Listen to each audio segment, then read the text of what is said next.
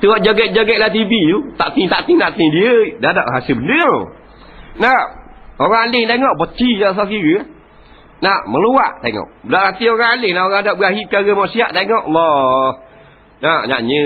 Pok bodoh ni. Tapi dia tak tahu. Kalau kata bodoh. Memang dia tak nyanyi dah. Tapi dah orang sorok dia.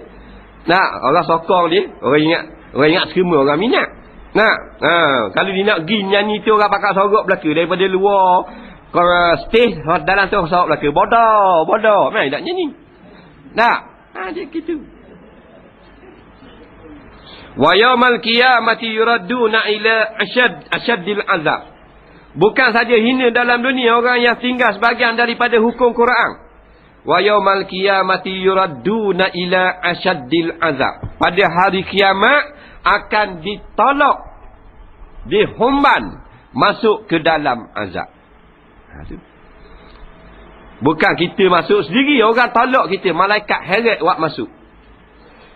Dia beri pilihan dah dua, jalan baik, jalan jahat. Pilih hak jahat juga. Nah, antara maghrib dengan isyak ada dua jalan. Surah ke jayung? Ambil jayung, jeng, gelak gugur kamu. Nah, saya ada ngajar tafsir. Nak pergi kat tafsir ke maiding? Maiding, tak apa. Nak buat jeng kering. Padahal lepas isu boleh pergi beli, bukan salah. Nak, lepas isu boleh. Tu imam nak pergi kak. Nak beli PlayStation. Faham?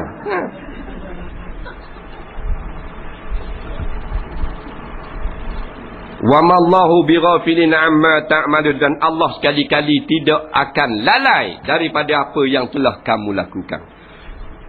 Kalau kita tengok pusat serata dunia umat Islam sekarang, hampir 90% negara umat Islam tidak menjalankan hukum Islam. Lebih kurang 10% menjalankan hukum Al-Quran dan hadis. Nah, Arab Saudi walaupun menjalankan hukum hudud, tapi mereka melakukan bagai-bagai dosa besar kepada Allah dalam masalah lain. Umpamanya, comel dah mereka menjalankan hukuman sebat ke atas peminum arak dan pengedar dadah. Hukuman pancung kepada orang yang membunuh. Hukuman rejam kepada penzina. Nak, hukuman potong tangan kepada pencuri perampok. Nak, tapi dalam perkara yang lain masih lagi melakukan dosa. Tapi sekurang-kurangnya mereka telah lepas tanggungjawab mereka itu sebagai jawapan di hadapan Allah nanti. Iaitu mereka menjalankan sebahagian daripada yang telah diwajibkan. Mana Allah tanya mu jadi pemerintah, mu jalan tak hukum hudud, jalan. Terlepas dia bagian tu. Nah, walaupun ada lagi beberapa kesilapan.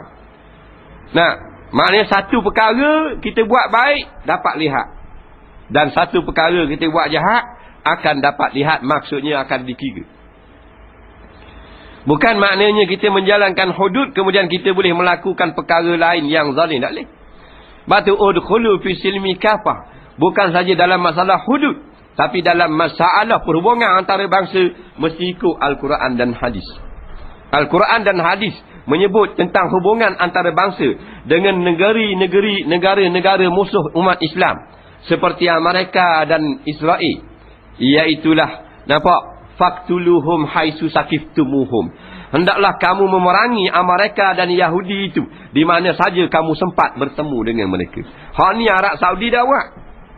Dia berbaik-baik dengan musuh nombor satu umat Islam. Nah, dan bahkan memberi kemudahan kelengkapan. Nampak? Perang kepada orang-orang tentera Amerika di bumi umat Islam. Ini dosa mereka yang sangat besar kepada Allah. Walaupun mereka melakukan hudud di dalam negara, mereka tetap berdosa kepada Allah. Sebab tu kita kena guna semua kewajipan ini mengikut persepsi yang ditetapkan oleh Allah dan Rasul, bukan ikut acuan kita, bukan ikut sihir kita.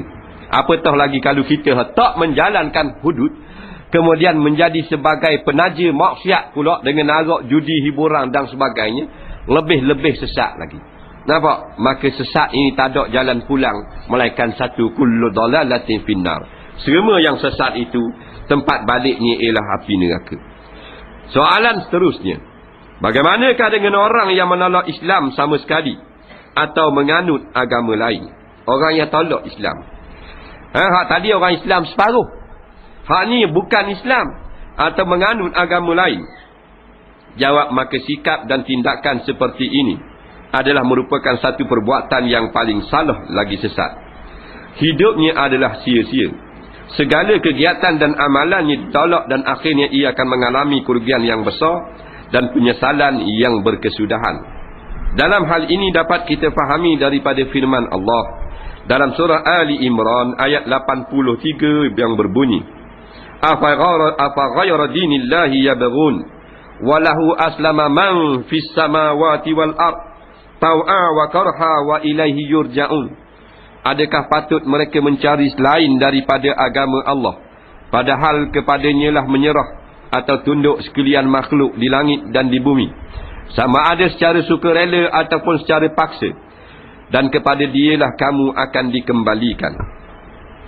Yang sesat yang paling jahat sekali ialah tidak menganut Islam. Hak tadi orang Islam tetapi ikut nafsu, menjalankan ibadat menurut Islam tetapi ekonomi pakai riba, menjalankan ibadat puasa tengok anak bulan, tetapi apabila pilihan raya memberi sokongan kepada golongan-golongan yang tak mau menjalankan Islam, itu panggil Islam juga tapi derhaka kepada Allah. Hak tu bukanlah sehabis-habis sesat, cuma sesat sahaja. Orang Islam yang ambil separuh-separuh, tolak hudud, tolak Quran, tapi mereka beriman cuma tak mau beramal saja. Ataupun beri sokongan pada golongan zalim kerana nak kepada harta benda, mereka dak kufur. Orang Islam ni tapi ni golongan-golongan yang sesat tidak selama-lama dalam api. Tak lama. Jadi golongan yang ambil Islam sebahagian-sebahagian tak kekal dalam api neraka. Mungkin dalam 1 juta atau 2 juta tahun je duduk dalam api neraka. Tolak hudud mungkin duduk 20,000 tahun saja dalam api. Tapi golongan hak kafir terus ni, hak agama lain, hak ni dulu kini selamanya di dalam api neraka. Nampak? Iaitu golongan yang menganut agama selain Islam ataupun golongan yang tak ada agama.